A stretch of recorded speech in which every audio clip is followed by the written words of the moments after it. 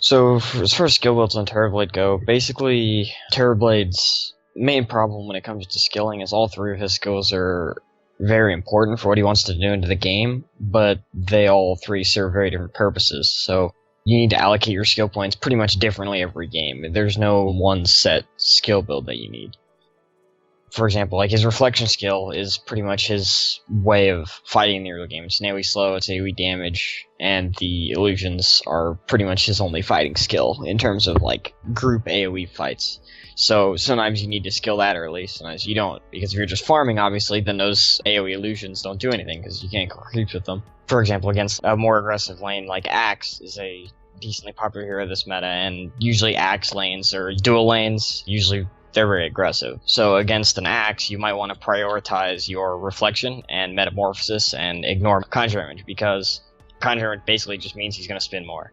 So for example, against Axe, you might like 2-3 points in reflection and then just focus on your metamorphosis, because making your hero hit very hard is very important. Against a hero like, for example, Clockwork, he's pretty passive in lane until he gets 6, so against a Clockwork, you're not really going to need reflection that much, so maybe only putting 1 point in reflection is all you need, or sometimes even skipping it entirely. It really depends. Against a hero like Prophet, for example, reflection isn't really that useful against him, so you might want to just prioritize metamorphosis and conjure image.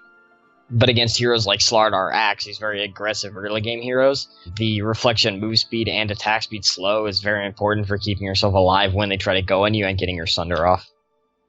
But conjure image is your farming skill, which, like reflection, like I said, does not do. So it really depends on how the game goes as how many points you want to put in. As a general rule of thumb, you'll want at least 1 point in each of your skills, and metamorphosis will usually be a higher priority, but you'll usually want to either max reflection or metamorphosis depending on how the game's going. If it's a very slow kind of farmy game where the enemy team's kind of letting you do what you want, just putting 1 point in reflection and then 1 in conjure image and then maxing metamorphosis with your ultimate at 6 is good, because metamorphosis, you can use it to farm. It speeds up your farm speed by a lot, increases your damage, and all your illusions become ranged, so you can kill creeps faster. It lets you push towers, so if it's a very slow game, max that. If it's a very fighting heavy game, reflection is an incredibly powerful skill for early game fights, so you want to level that up.